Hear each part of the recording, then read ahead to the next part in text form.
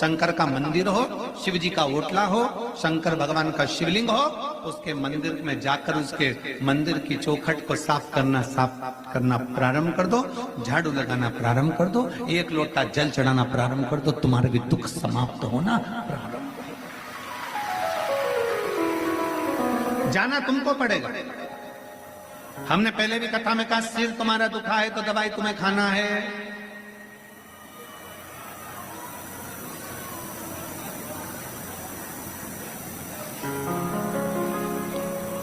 बुखार उतारने की गोली आती है, बीपी उतारने की गोली आती है, शुगर उतारने की गोली आती है, पर अहंकार को उतारने की गोली नहीं आती।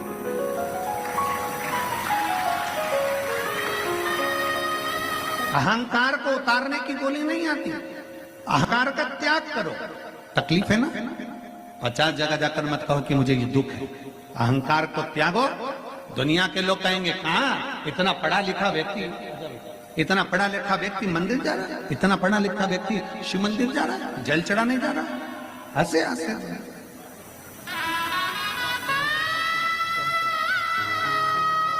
शिव महापुराण में, स्कंद पुराण में, लिंग पुराण में, नर्मदा पुराण में, ब्रह्म वैवर्त पुराण में, कूर्म पुराण में, नारद पुराण में, अग्नि पुराण में, सारी पुराणों को उठाकर देखिए, उस सारी पुराणों में लिखा है, शंकर भगवान को यदि हम एक लोटा जल चढ़ाते हैं तो केवल वो जल शंकर अकेले को नहीं मिलता, 33 कोटि देवताओं को भी प्राप्त हो जाता है। केवल एक लोटा जल। और भ्रम में न जाइए। कई माताएं मंदिर में जाती हैं जल चढ़ाने के लिए, गलती कर जाती हैं। कई माताएं मंदिर में गई जल चढ़ाने, लोटा भर के एक लोटा जल, ये यहाँ शास्त्र कह रहा है सारी समस्या का हल एक लोटा जल। अब तुमने एक लोटा जल पूरा शंकर जी को कहाँ चढ़ाया? ईमानदारी से बोलो, कितनी कितनी विचार की बातें, जरा विचार करना। तुम्हारा तुम कह रही हो मेरा भोलेनाथ सुन नहीं रहा, मेरा भोलेनाथ सुन नहीं रहा, मेरा भोलेनाथ सुन नहीं रहा, क्योंकि तुम लोटे में से भी तो जल चुरा कर दूसरे को चढ़ाए। एक लोटे जल में से वही शंकर जी को चढ़ा दिया, उसी लोटे के पानी थोड़ा सा बचा के गणेश जी को चढ़ा दिया, उसी में थोड़ा बचा के पार्वती जी को चढ़ा दिया, उसमें थोड़ा बचा के कार्तिकेय जी को चढ़ा दिया। अब यहाँ बात चल रही है सारी समस्या का हल एक लोटा जल। अब तुमने उसी लोटा का पानी थोड़ा सा हर हर महादेव शंभो काशी विश्वनाथ गणेश जी को हर हर महादेव, पार्वती जी को, फिर इधर कार्तिकेय जी को चढ़ा, फिर उसमें से बचा के थोड़ा सा नंदी को भी चढ़ा दो। लोटा एक, देवता। शिव महापुराण की कथा कहती है शंकर को जल चढ़ाने जाना, गणेश जी महाराज को अलग से जल चढ़ाने की जरूरत नहीं है, पार्वती जी को अलग से जल चढ़ाने की जरूरत नहीं है, नंदी को अलग से जल चढ़ाने की जरूरत नहीं है, शरणानंद कार्तिकेय को अलग से जल चढ़ाने की जरूरत नहीं है। आपको पहले भी कथा में कहा था, आज फिर बताते हैं।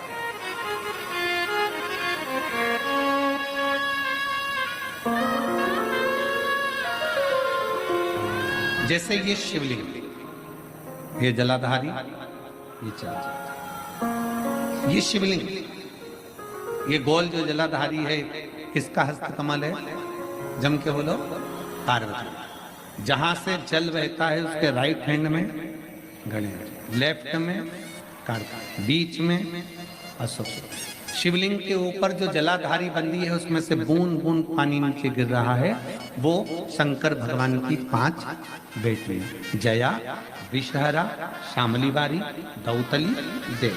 शंकर जी की छठी लड़की अशोक सुंदरी उनके पास। ठीक है, अब तुमने जल चढ़ाया। स्कंद पुराण कहती है जहां जल चढ़ता है, जल चढ़ने के बाद जलाधारी पर गिरता है, मतलब पार्वती जी को मिल गया, जल बहते बहते अशोक सुंदरी को मिल गया, कार्तिकेय गणेश को मिल गया, फिर वही जल बहता हुआ जब बाहर निकलता है, नीचे गिरने पर जितना शिवलिंग की, अभी अभी हम सतुआ बाबा जी के आश्रम पर पहुंचे, मणिकर्णिका। अभी सुबह जब बाबा विश्वनाथ जी का दर्शन किया, अभिषेक किया, तब वहां पहुंचे। अगर आस्था चैनल वालों के पास अगर वो शिवलिंग का अगर वो फोटो हो बाबा जी के धाम आश्रम का, जहां हमने अभिषेक कर रहे थे, जल चढ़, तो वहां पर पारस शिवलिंग का अभिषेक करने के बाद में नीचे जो जलाधारी है, जलाधारी में से जहां से पानी गिरता है, ये पानी जो नीचे गिर रहा है, पानी यहाँ आया और यहाँ से जो नीचे गया, मतलब जितनी परिधि मोटी है उतनी परिधि, जितना पानी यहाँ से लेके यहाँ तक जमीन पर जाता है उतनी दूरी में 64 योगिनियां हैं, और फिर पानी यहाँ से जो आगे बढ़ता है वहां पर 33 कोटि देवी देवता हैं। मतलब एक लोटा जल सारे देवताओं को प्राप्त हो जाता है। तुम्हें अलग से गणेश जी को, अलग से किसी देवी देवता को, अलग से किसी देवता को जल की जरूरत नहीं पड़ती। तुम सोचो कि मैं गणेश जी को भी जल चढ़ा दूं, गणेश जी पास में बैठे, तुमने सोचा पार्वती जी को जल चढ़ा दूं, पार्वती जी पास में बैठी हैं, तुमने सोचा कि कार्तिकेय को जल चढ़ा दूं, ना ना, शंकर जी को चढ़ाया, सबको मिल। मंगलवार का व्रत करते हो, जम के बोलो, कोई करता होगा, आप में से कोई करता होगा, हनुमान जी। शुक्रवार का व्रत संतोषी माता का, लक्ष्मी जी। शनिवार का व्रत बोलो बोलो, जम के बोलो, जम के तो बोलो, शनि महाराज जी। गुरुवार का व्रत बृहस्पति महाराज। अब कभी अगर मौका मिले तो एक बार स्कंद पुराण पढ़ना। स्कंद पुराण का काशी खंड स्मरण करिएगा या अवंतिका खंड स्मरण करिएगा। स्कंद पुराण के अवंतिका खंड में, काशी खंड में वर्णन मिलता है। तुम चाहे रविवार का व्रत कर लो, सोमवार का कर लो, देवी का कर लो, देवता का कर लो, चाहे चतुर्थी कर लो, चाहे छठ कर लो, चाहे पंचमी कर लो, कोई सा भी व्रत कर लो, व्रत का फल तुम्हें देवता बिना शंकर की आज्ञा के दे ही नहीं सकते। शिव कहेंगे तब फल, शंकर कहेगा तो फल मिलेगा। किसी का भी व्रत करो, आज्ञा शिव की हो, निवेदन शंकर का हो। इसलिए शिव महापुराण की कथा कहती है कि तस्वीर में जितने साथ हैं, ये तुम्हारी विपरीत तकदीर में साथ नहीं है। विपरीत तकदीर। फिर निवेदन है, शिव महापुराण के माध्यम से आपको पहले भी कहा था, आज फिर कहते हैं, शंकर भगवान का कोई दुश्मन नहीं है, शंकर भगवान का कोई विरोधी नहीं है, शंकर भगवान का कोई दुश्मन, कोई विरोधी नहीं। देवता जितना भजन करते हैं उतना असुर भजन करते हैं, किन्नर जितना भजन करते हैं उतना गंधर्व करते हैं।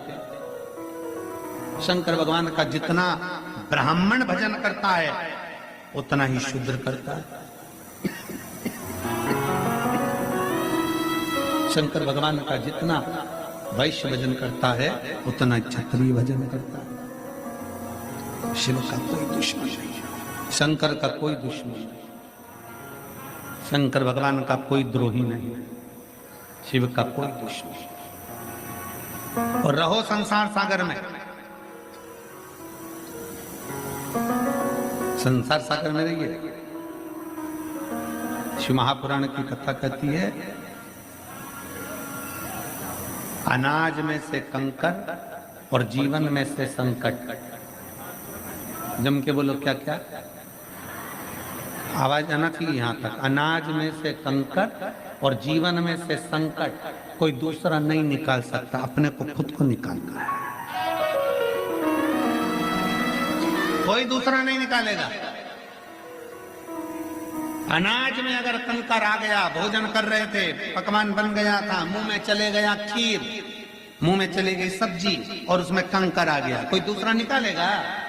जम के बोलो जरा, कोई निकालेगा? नहीं। अनाज में से कंकर और जीवन में से संकट। सबका अपना अपना दुख है, सबकी अपनी अपनी तकलीफें हैं, कोई दूसरा दुख में तुम्हारा साथ नहीं देगा, कोई। कितना अंतर है भाई, जरा विचार तो करिए। तस्वीर और तकदीर में बहुत अंतर है महाराज, बहुत अंतर। तस्वीर में तो एक सेल्फी ले तो बहन भी आ जाए, जीजा भी आ जाए, जीजी भी आ जाए, छोरा भी, छोरी भी, बहू भी, सब आ जाए। तस्वीर में सब साथ दिखते हैं, पर तकदीर जब विपरीत होती है कोई साथ नहीं रहता। कौन साथ? तस्वीर और तकदीर दोनों अंतर है। तस्वीर में सब साथ दिखेंगे। एक तस्वीर लगी है, एक तस्वीर लगी है, आप अंदाजा लगा कर देखिए, आप खुद तो जरा विचार कर देखिए कि तस्वीर में सब साथ रहेंगे, पर तकदीर जब विपरीत होती है, दुख जब हमारा पकड़ लेता है, तब कोई साथ नहीं देता। जितने लोग तस्वीर में हैं उनको फोन कर कर बोलना मुझे 5 लाख की जरूरत है, जीजी तो देगी क्या, मौसा जी तुम दोगे, मौसी तुम दोगे। घूमने गए काशी में, गंगा जी में बैठे नाव में तस्वीर खिंचवाई, फोटो खिंचवाया, साथ घूमे, सारी दुनिया में घूमने गए, एक साथ फोटो खींचा था। और जितने लोगों का तुमने साथ में फोटो खींचा, इन्हीं का जब जीवन में दुख आए, जितने लोगों का फोटो खींचा है, इन सबको फोन कर कर कहना मुझे 5 लाख रुपए की जरूरत है, दे देगी क्या, मुझे 4 लाख की जरूरत है, दे दोगे क्या, मुझे 3 लाख की जरूरत है, दे दोगे क्या। बोलो री जी देगा कोई नहीं। ये केवल तस्वीर में साथ है, पर तकदीर जब विपरीत दिशा की ओर जाती है, जब दुख हमारे सम्मुख में आकर खड़ा होता है, कोई साथ नहीं देता। उस समय पर जब तकदीर बिगड़े, तब कोई साथ ना दे, तब तुम्हारा चढ़ाया गया एक लोटा जल तुम्हारी तकदीर को फिर पलट देता है, फिर पलट देगा। इसलिए सारी समस्या का हल श्री शिवाय नमस्तुभ्यं भाव से